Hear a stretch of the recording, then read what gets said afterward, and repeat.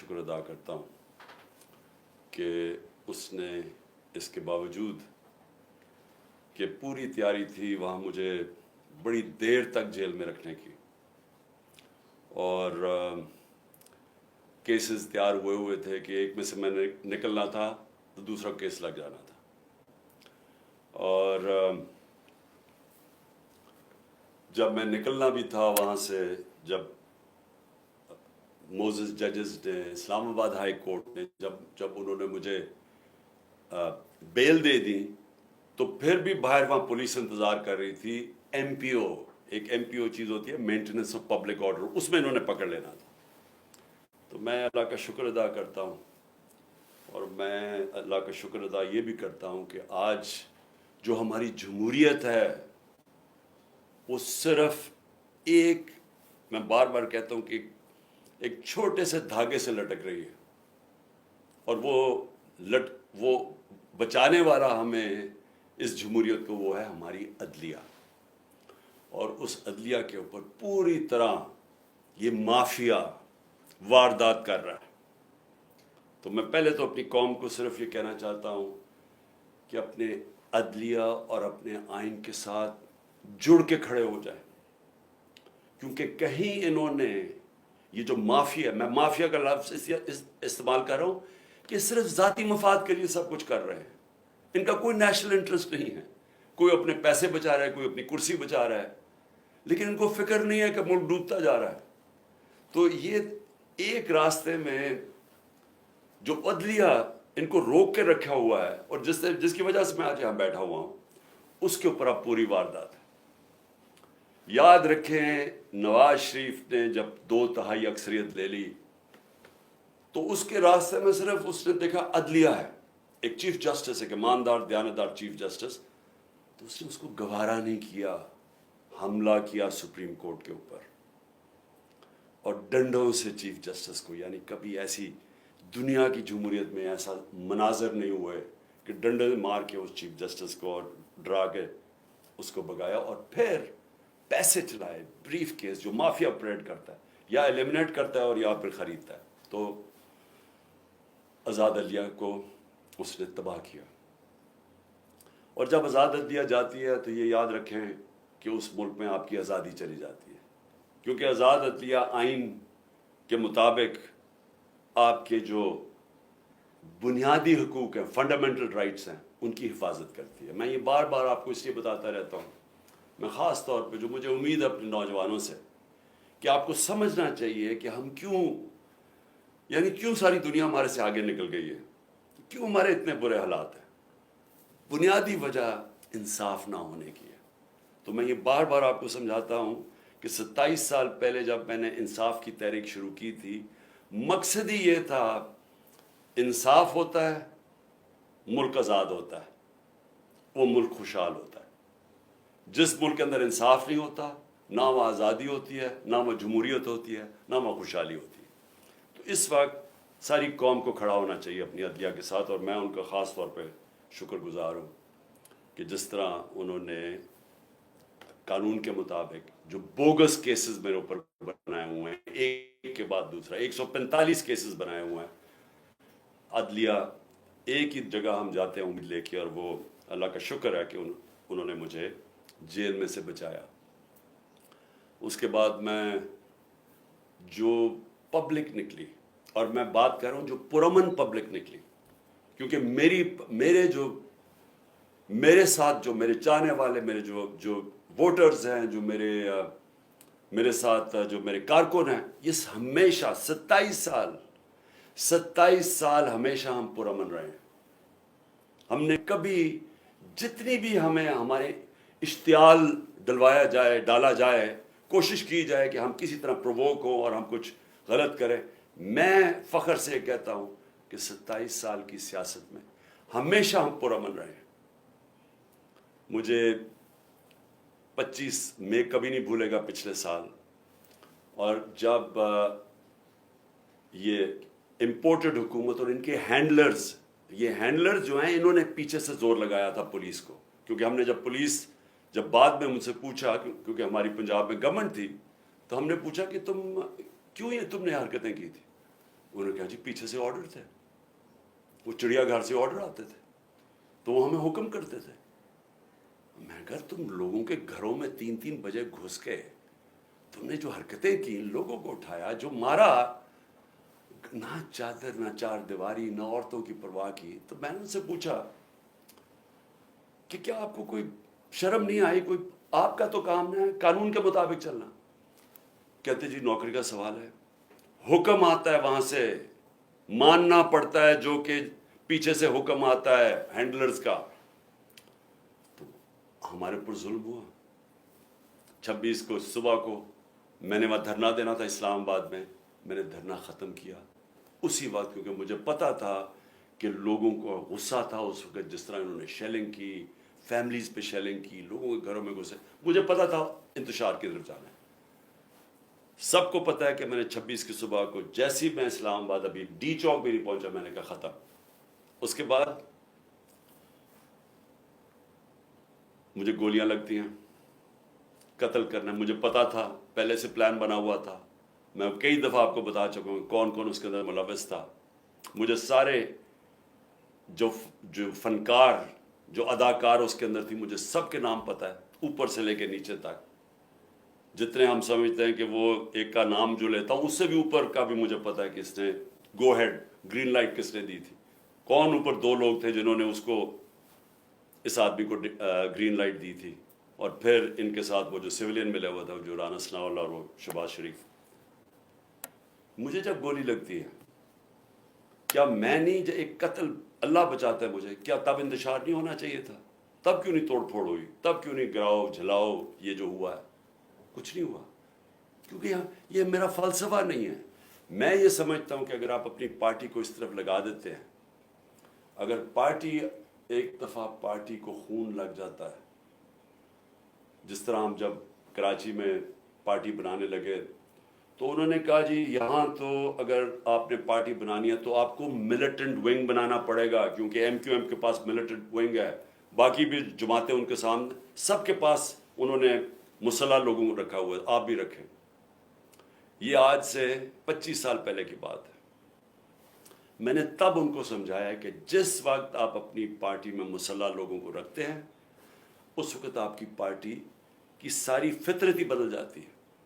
وہ آپ کے بھی، اگر آپ کے لیے سمجھتے ہیں نا کہ ہمیں وہ حفاظت کریں گے، وہ پھر دوسری طرف اپنے کام کرنے پہ شروع لگ جاتے ہیں، قبضے شبضے بندوقیں پکڑ کے پھرتے ہیں۔ میں نے کہا میں نہیں کرتا، ہماری پارٹی بڑھے نا کراچی میں، کیونکہ جو وہ ڈر ہوتا تھا کہ ایم کیو ایم کی، اس طرح خوف ہوتا تھا کہ جی ہم حفاظت کیسے کریں گے اپنے آپ کو ان سے۔ سب میں نے کبھی یہ نہیں کیا۔ اس کے بعد جی 26 نومبر آئی، کم از کم 4 لاکھ لوگ تھے پنڈی کے اندر، صرف ہم نے جانا تھا وہاں سے واک کر کے اسلام آباد، وہاں انہوں نے پولیس جمع کی ہوئی تھی۔ پھر مجھے پتا چلا کہ میں نے کہا ویسے لوگوں کو، ایک تو تھا کہ مجھے گولیاں لگی پہلی دفعہ، میں خیر اس وقت میں ٹھیک بھی نہیں تھا،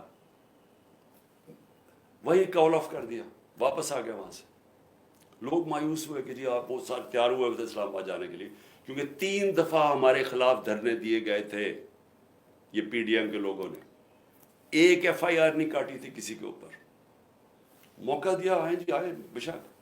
انہوں نے 25 میں پہ بھی ہمارے پر پتہ نہیں کتنی ہزاروں ایف آئی آرز کاٹی۔ پھر اس کے بعد میں نے جب دیکھا کہ اگر ہمارا یہ حق تھا، پرامن احتجاج ہمارا حق ہے، ہم نے نہیں کیا۔ میں اس کے بعد آگے آ جاتا ہوں 8 مارچ کو سب کو پتہ یہاں کیا ہوا۔ الیکشن ریلی شروع ہو رہی ہے، پتہ چلا جب دفعہ 144 لگا دیا۔ الیکشن ریلی، الیکشن اناؤنس ہو چکا ہے، دفعہ 144 کیسے لگتا ہے؟ پورا پلان کیا ہوا تھا انہوں نے، ایک پلان کے تحت چاہتے تھے کہ تشدد ہو یا انتشار پھیلے، کیونکہ الیکشن سے بھاگ رہے ہیں۔ سو ایک چیز، بنیادی چیز آپ سب نے سمجھ لی، جو لوگ الیکشن چاہتے ہیں وہ انتشار نہیں چاہتے۔ جو لوگوں کو خوف آیا ہوا ہے کہ الیکشن میں ان کی تباہی ہو جانی ہے اور ان کا نام و نشان ختم ہو جانا ہے، وہ الیکشن نہیں ہونے دینا چاہتے، لہٰذا وہ چاہتے ہیں انتشار۔ یہ اب بنیادی پوائنٹ سمجھیں۔ اور میں سارا وقت اپنے لوگوں کو، جب ضلع شاہ کا انہوں نے تشدد کر کے اس کو قتل، اس کی جب ڈیڈ باڈی کی تصویریں آئیں، یہاں غصہ تھا۔ ہم نے اگلے دن پھر ریلی اناؤنس کی، انہوں نے ہمیں اجازت نہیں دی سب نے کہا جی ہم کریں گے ریلی، کینسل کی. اس سے اگلے دن عدالت سے اجازت لے کے پھر ریلی کی، سب قانون کے بیچ میں رہ کے کیا. تو میں اب آتا ہوں جو میرے گھر سے ہوا. پہلے تو یہاں انہوں نے غیر قانونی طور پہ میرے گھر پہ حملہ کر دیا. 24 گھنٹے میرے گھر کے اوپر حملہ کیا انہوں نے. کوئی اس کی تاریخ نہیں ہے پاکستان میں. ہم نے کوئی اس کے بعد آرڈر نہیں کیا کہ جلاؤ، گھراؤ، اٹیک کرو لوگوں کو. 18 تاریخ کو مارچ کو جب میں اسلام آباد جاتا ہوں میجسٹریٹ کے عدالت میں جب وہاں ٹول پلازا اسلام آباد پہنچتا ہوں میرے گھر پہ اٹیک کر دیتے ہیں آرمڈ کار سے، 72 بند گاڑی سے میرا دروازہ توڑتے ہیں. لاہور ہائی کورٹ کے فیصلے کے بغیر، بلکہ لاہور ہائی کورٹ کا فیصلہ ہوتا ہے کہ صرف 2 آدمی آ سکتے ہیں سرچ وارنٹ کے ساتھ. فیصلہ تھا ان کا. 45 لوگ یا دروازہ توڑ کے پولیس والے کر کے سب کو گھر لوٹنا، جو چیز ملی چوری کی، تباہ کی، لوگوں کو مارا دھاڑا، ہڈیاں توڑ دی بیچارے لوگوں کو، اٹھا کے لے گئے لوگوں کو. اکیلی بشرا بیگم یہاں تھی. ہم نے پھر بھی آرڈر نہیں کیا. غصہ مجھے بہت تھا. میں یہ آپ کو کہوں کہ مجھے کبھی بھی غصہ آیا ہے کہ خاتون پردہ دار اکیلی گھر میں بیٹھی ہیں اور چاروں طرف آوازیں آ رہی ہیں، اوپر نیچے پولیس کہ وہ مار رہے ہیں، وہ چیخیں ان کی آوازیں آ رہی ہیں، کھڑکی کے باہر لوگوں کو مار رہے ہیں ڈنڈوں سے. اکیلی خاتون، کوئی شرم کوئی غیرت نہیں تھی ان میں. سب سے زیادہ مجھے غصہ تھا. مجھے 18 تاریخ کو وہاں قتل کرنے کی کوشش کرتے ہوں اسی دن جوڈیشل کمپلیکس کے اندر. کوئی میں نہیں کہتا کہ جی ہم ملک کے اندر سارے نکل جاؤ باہر اٹیک کرو، کوئی نہیں کہتا. تو اب میں یہ کہنا چاہتا ہوں کہ یہ جو ہوا ہے، کیونکہ مجھے کل سے خبریں ملنی شروع ہوئی، کیونکہ میں تو نظر بند تھا نا، مجھے تو پتہ ہی نہیں ہو کیا رہا تھا. مجھے تو جب یہ اٹھا کے لے کے گئے ہیں تو مجھے تو اس کے بعد تو پتہ ہی نہیں کیا ہوا ہے.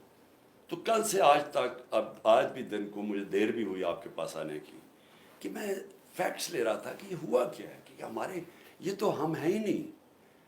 یعنی میں ہمیشہ اپنے لوگوں کو بتاتا ہوں کہ تحریک انصاف پاکستان کی واحد پارٹی ہے جدھر فیملیز آتی ہیں. آپ اٹھا کے دیکھیں ہمارے جلسوں میں بچے اور عورتیں آتی ہیں، فیملیز آتی ہیں. کبھی کسی پارٹی کے پاس آئی ہیں، سیپریٹ عورتوں کا انکلوجر ہوتا ہے، فیملیز کا بھرا ہوا ہوتا ہے، بلکہ وہ سب سے زیادہ بھرا ہوا ہوتا ہے. تو ہم چاہیں گے انتشار. اگر ایک پارٹی کی کال پہ پہلی دفعہ پاکستان کی تاریخ میں اس تعداد کے اندر خواتین نکلتی ہیں تو آپ انتشار چاہیں گے. تو میں نے تم سب کو کہا ہوا ہے کہ ہمیشہ وہ چیز کرو، انتشار سے بچو. ہم نے کبھی انتشار میں نہیں پڑنا. تو جو پھر میں آہستہ آہستہ مجھے اب چیزیں سامنے آ رہی ہیں، تو میں اس لیے آپ کے سامنے تھوڑی مجھے دیر بھی ہوئی. تو پہلے تو میں ذرا بتانا چاہتا ہوں کہ میں نکلنے سے پہلے، جب میں اسلام آباد نکلنے لگا تھا، مجھے پتا تھا انہوں نے کرنا، حالانکہ میرے پر کوئی کیس نہیں تھا، سب بیلز تھی. لیکن یہ اتنے بدنیت اور گھٹیا لوگ ہیں، اور 145 کیسز تھے، سب میں بیلز تھی. مجھے ایک خبر مل گئی کہ انہوں نے مجھے پکڑنا. میں یہ چاہتا ہوں کہ پہلے دیکھ لیں کہ میں نکلنے سے پہلے کیا کہا تھا اور پھر میرے سے ہوا کیا.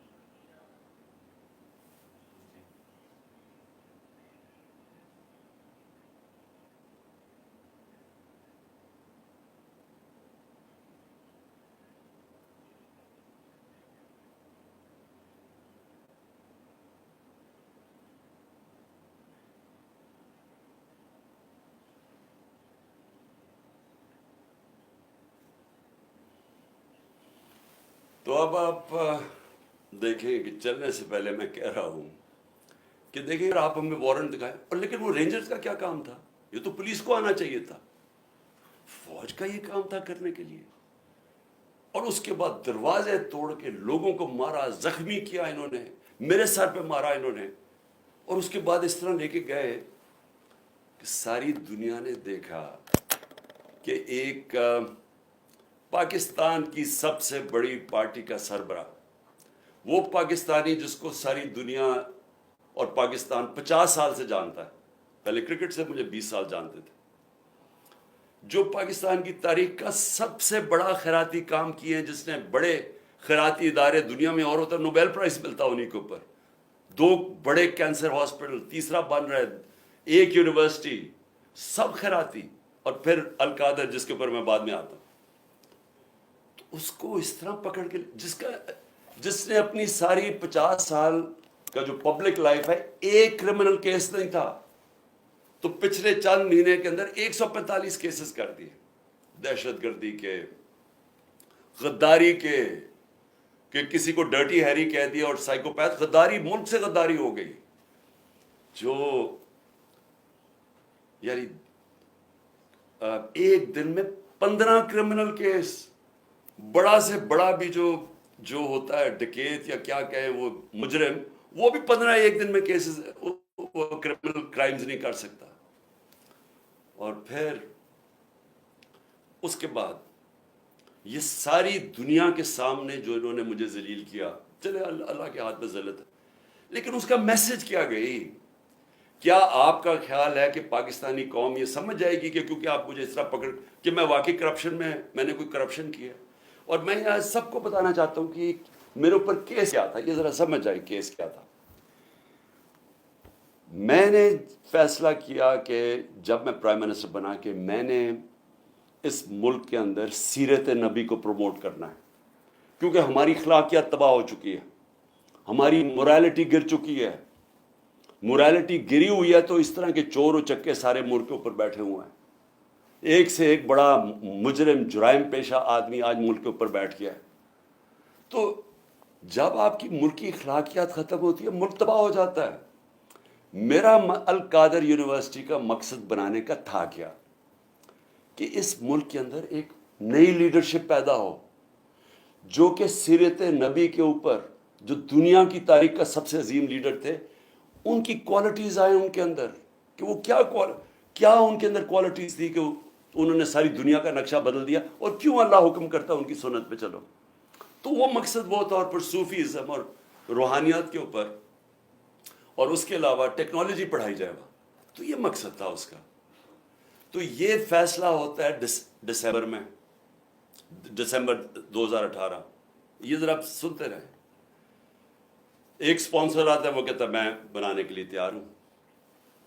آپ کو پتہ ہے کہ اس وقت میں ایک کینسر ہاسپٹل جس کا خسارہ 9 ارب روپیہ ہے ہر سال کا، 75% کینسر کے مریضوں کو مفت علاج دینے کا، پشاور میں دوسرا کینسر ہاسپٹل، کراچی کے اندر تیسرا کینسر ہاسپٹل جو کہ سب سے بڑا ہے، جو 30 ارب روپے کا بن رہا ہے، نمل یونیورسٹی چل رہی ہے جو کہ 1000 ایکڑ کے اندر ہے، یہ تو کوئی 300 کچھ کنال ہے، وہ 1000 ایکڑ کے اندر ہے، وہاں بھی 90% بچے نوجوان مفت ڈگریز لے رہے ہیں۔ تو یہ کوشش یہ تھی کہ یہاں بھی ہم ایک سینٹر سیٹ اپ کریں تاکہ لیڈرشپ نکلے پاکستان میں جو ایک صادق اور امین ہو۔ تو یہ مقصد تھا اس کا۔ یہ ہوتا ہے فیصلہ نومبر میں۔ 15 مئی کو 2019 کو میں اس کی گراؤنڈ بریکنگ کرتا ہوں جا کے ایز پرائم منسٹر۔ یہ ریکارڈ دیکھ لیں۔ کیس یہ کون سا ہے؟ این سی اے کا جو کیس یہ بات کر رہے ہیں جو کیبنٹ میں آتا ہے، وہ دسمبر میں آتا ہے، 7 مہینے کے بعد۔ یہ بن رہی ہوتی ہے یونیورسٹی، پیسہ ایلوکیٹ ہو جاتا ہے، اس کے 7 مہینے کے بعد وہاں یہ این سی اے کا کیس آتا ہے۔ وہ سمپل کیس ہے، وہ بھی کوئی مشکل نہیں ہے۔ ہمارے پاس یہ چوائس رکھی گئی کہ پتہ نہیں $170 بلین آ رہا ہے پاکستان، یا لیکن اس کے لیے آپ کو ایک اگریمنٹ ہوئی یا ملک ریاض اور این سی اے میں، تو لیکن وہ کانفیڈینشیل ہے۔ تو اگر آپ کانفیڈینشیل مانتے ہیں تو وہ پیسہ آ جاتا ہے پاکستان میں، اگر آپ نہیں مانتے تو آپ کو عدالت جا کے وہاں آنا پڑے گا، لیٹیگیشن کرنی پڑے گی۔ میں بتایا گیا کہ $100 ملین ہم ضائع کر چکے ہیں فورن لٹیگیشن میں، تو وہ جب کیس جائے گا وہ کئی سال چلے گا. لہٰذا ہم نے فیصلہ کیا کہ سپریم کورٹ میں وہ 170 ملین آتا ہے یا وہ گورنمنٹ آف پاکستان ہے تو پاکستان آ رہا ہے نا، اس کے اوپر میرے اوپر کرپشن کیس ہے. یہ کیس کہتے ہیں جناب آپ نے القادر یونیورسٹی سے فائدہ اٹھایا ہے. القادر یونیورسٹی ٹرسٹ ہے، اس کے سارے آڈیٹڈ اکاؤنٹس ہیں، وہ سارے آپ کو پتہ ہے. بتائیں کدھر سے فائدہ اٹھایا؟ وہ کوئی نہیں بتا رہا. یہ نہیں نیب بتا رہی فائدہ. وہ کہتے جی آپ کو کوئی فائدہ ہو، کیونکہ آپ کو القادر بنانا تھا لہٰذا آپ نے اس کو ملک ریاض کو، جب ساری کیبنٹ کا فیصلہ تھا. نہیں، آپ نے اس لیے کیا ہے کیونکہ آپ نے وہ القادر یونیورسٹی بنانی تھی جس میں مجھے کوئی ذاتی فائدہ نہیں ہے. جس طرح نہ مجھے نمل یونیورسٹی سے ہے، نہ مجھے شوکت خانم سے ہے، کیونکہ وہ ٹرسٹ ہے، وہ میری ذاتی ملکیت تو نہیں. اس کے اوپر یہ سارا ڈرامہ ہوا کہ جی عمران خان کے اوپر کرپشن کیس ہوا، اس کے اوپر انہوں نے مجھے پکڑا اور مجھے ایک دہشت گرد کی طرح پکڑ کے لے کے جا رہے تھے. اور دوسرا میری بیوی، اب مجھے جو اس سے زیادہ اپنے سے زیادہ تکلیف ہے کہ میری بیوی کا نام بھی ٹرسٹی میں ہے. کیوں ہے؟ ٹرسٹی کیا ہوتا کیا؟ پہلے کیونکہ قوم کو سمجھنا چاہیے، کیونکہ اتنا زیادہ پروپیگنڈا کیا جا رہا ہے. میں نے کبھی اس طرح کا کنٹرول ٹیلی ویژن نہیں دیکھا جو آج کل ٹوٹل کنٹرول کر کے پیچھے سے ان کو حکم آتا ہے نامعلوم افراد کا، دھمکیاں آتی ہیں، آرڈرز دیے جاتے ہیں کہ عمران خان کو نہیں دکھانا، فلانی چل، اس کے لیے کوئی اچھی چیز نہیں کہنی، اس کے خلاف پروپیگنڈا کرنا. تو اتنا جھوٹ بولا جا رہا ہے. لوگوں کو بتائیں کہ ٹرسٹ ہوتا کیا ہے. ٹرسٹ، جو ٹرسٹیز ہوتے ہیں نہ ان کو کوئی تنخواہ ملتی ہے، ان کو کوئی تنخواہ نہیں ملتی. صرف ٹرسٹی وہ ہوتا ہے جس کو جو دل سے کوئی خیراتی کام کرنا چاہتا ہے. اب بشرا بیگم، بلکہ مجھے سیرت نبی کو جو سمجھا ہوں میں تو بشرا بیگم کی وجہ سے سمجھتا ہوں، کیونکہ ان کی بہت زیادہ اس کے اوپر ان کی نالج ہے، تو ان کو میں نے ٹرسٹی رکھ دیا. اس کے اوپر بھی وارنٹ نکال دیا ریسٹ کا. میرے گھر پہ حملہ کر دیا پھر سے آ کے، یہاں ٹیئر گیسنگ شروع کر دی، ان کو کہا کہ پکڑ کے جیل میں ڈالنا ہے. میں نے ایسی کبھی بے غیرتی اس ملک میں نہیں دیکھی. وہ آدمی یہ نیب کا چیئرمین، یہ جو جنرل ہے، اگر اس نے یہ آرڈر کیا اور کیا اسی نہیں ہوگا، اور اس کے ہینڈلرز نے پیچھے سے اس کو کہا ہوگا، کیونکہ میں آج تو وہ جو پہلا نیب کے چیئرمین آفتاب سلطان جنہوں نے ریزائن کیا، اس نے کہا میں غلط کام نہیں کرتا. میں آج اس کو سلام کرنا چاہتا ہوں کیونکہ میں نیب کے ذرا لوگوں سے ملا تھا. مجھے تو اندازہ نہیں تھا وہ اتنا پرنسپلڈ آدمی، یہ بے ضمیر آدمی، اس کو شرم نہیں آئی کہ وارنٹ نکال رہے ایک ٹرسٹ کے اوپر، ایک ٹرسٹی ہونے پہ. ایک تو یہ جاہل ہوگا کیونکہ اس سے کوئی بہتر کیس ہی ڈھونڈ لیتا، کیونکہ اور کیس کوئی مل نہیں رہا تھا. دوسرا، شرم نہیں آئی کہ ایک گھر کی پردہ دار خاتون کے اوپر آپ نے ایک وارنٹ نکال دیا ریسٹ کا، اور یہاں پولیس آ گئی اس کو پکڑنے کے لیے. شرم نہیں آئی؟ گھر میں آپ کی عورتیں نہیں ہیں؟ یا آپ اتنے بے شرم ہیں کہ آپ کی عورتوں سے یہ کچھ کرے گا تو آپ کو کوئی فرق ہی نہیں پڑے گا؟ آپ اتنے بے غیرت ہیں. آپ بھی بے غیرت ہیں، اور جو آپ کو ہینڈلرز جو یہ کروا رہے ہیں وہ بھی بے غیرت ہیں، کیونکہ کوئی غیرت مند آدمی، آنریبل آدمی ایسی حرکت نہیں کر سکتا جو آپ نے کی ہے. بے ضمیر بھی ہیں، بے غیرت بھی ہیں، چھوٹی سی تنخواہ کے اوپر اپنا ضمیر بیچ رہے ہیں. آپ کی یہ اتنی سی اوقات اور قیمت ہے. تو اب میں آگے چلتا ہوں. لو جی، اس کے بعد مجھے نہیں پتا ہوا کیا، مجھے تو انہوں نے بند کر دیا. تو جب میں نکلا سپریم کورٹ میں تو مجھے ججز نے، میں تو سیدھا وہاں سے سپریم کورٹ گیا، انہوں نے مجھے پوچھا کہ جی یہاں تو بڑا انتشار ہوا ہے، توڑ پھوڑ ہوئی ہے. میں نے ان کو کہا کہ یہ ہم نے کبھی ایسی چیزیں نہیں کی. تو پہلے بھی چلے کم از کم گولیاں جب لگی تھی تب تو توڑ پھوڑ ہوتی نا، تب تو سب کو پتا تھا. میں نے تو نام لے لیا تھا کہ کون ذمہ دار ہے. میں نے تو اس ISI کے جنرل کا نام لے لیا تھا. تو تب کیوں نہیں انہوں نے اٹیک کیا؟ تب کیوں انہوں نے لوگوں کو گھروں میں یہ جا کے کیوں نہیں حملہ کیا؟ تو جو اب سے مجھے پاس معلومات آ رہی ہیں، میں یہ چاہتا ہوں کہ یہ ایک چھوٹی سی آپ ذرا ویڈیو دیکھ لیں تاکہ آپ کو اندازہ ہو کہ یہ ہوا کیا ہے. کیونکہ مجھے ابھی تک، میں چاہتا ہوں اس کے اوپر پوری انویسٹیگیشن ہو اور انڈیپینڈنٹ ہو. میں چاہتا ہوں جو بھی سرکاری بلڈنگز جلائی گئی ہیں इन्वेस्टिगेशन हो कि इसके पीछे कौन था। मैं चाहता हूं कि जो बेचारे नौजवान, नहत्ते नौजवान, जो एक हकीकी आज़ादी के लिए और जो उनका हक है कि पुरअमन एहतजाज करना, जो हमेशा हमने किया है, उनको सीधी गोलियां मारी गई हैं। और जो पता नहीं कितने 100 लोग इस पर पड़े हुए हैं, गोलियां उन्हें लगी हुई हैं, जो अस्पतालों में पड़े हैं। मैं इस सब के ऊपर इंक्वायरी चाहता हूं, लेकिन इनसे नहीं चाहता।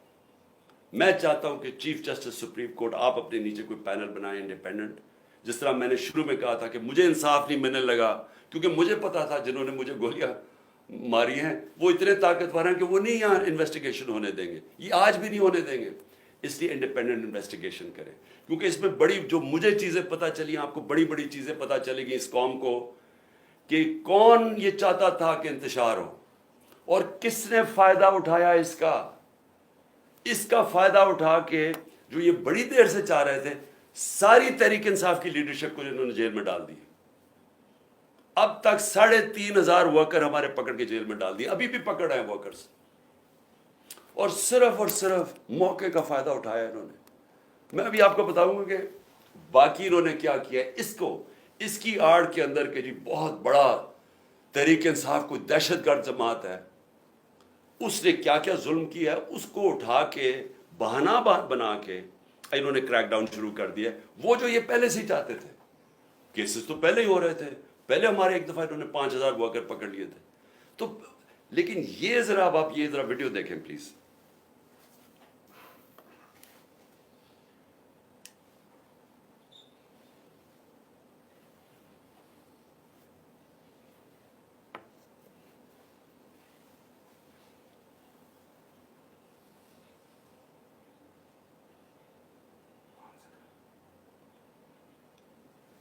आवाज तो है,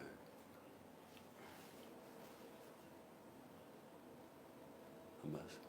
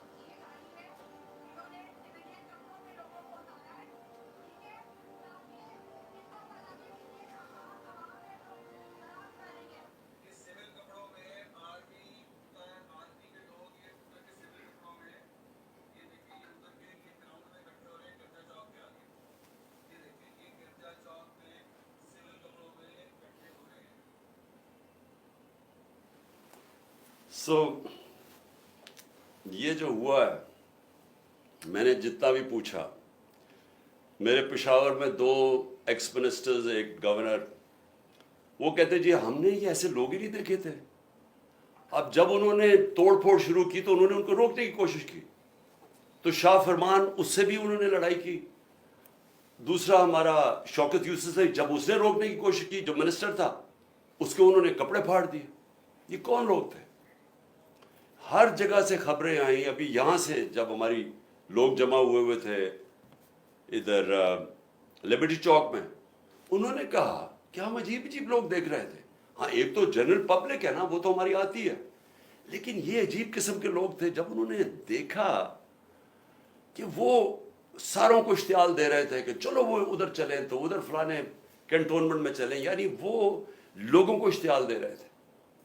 और ये जो आपने देखा ट्रक से उतरते हुए नामालूम, ये सफ़ेद कपड़ों में, यही लोग जब मैं जुडिशल कॉम्प्लेक्स में मेरा कत्ल करने का प्लान था, वहाँ इसी तरह के लोग थे। उन्होंने दूसरे कपड़े पहने हुए थे। एक और प्लान इन्होंने किया था मुझे यहाँ कत्ल करने का, तब भी था कि वो हमारे कपड़ों में यहाँ आएंगे और यहाँ से गोली चलाएंगे ताकि हमारे पर हो। जो हुआ, अब ये जो गोली चली है, یہ گولی کس نے، یعنی کون ذمہ دار ہے اس کا؟ کیونکہ ہمارے میں تو کسی نے گولی نہیں چلائی.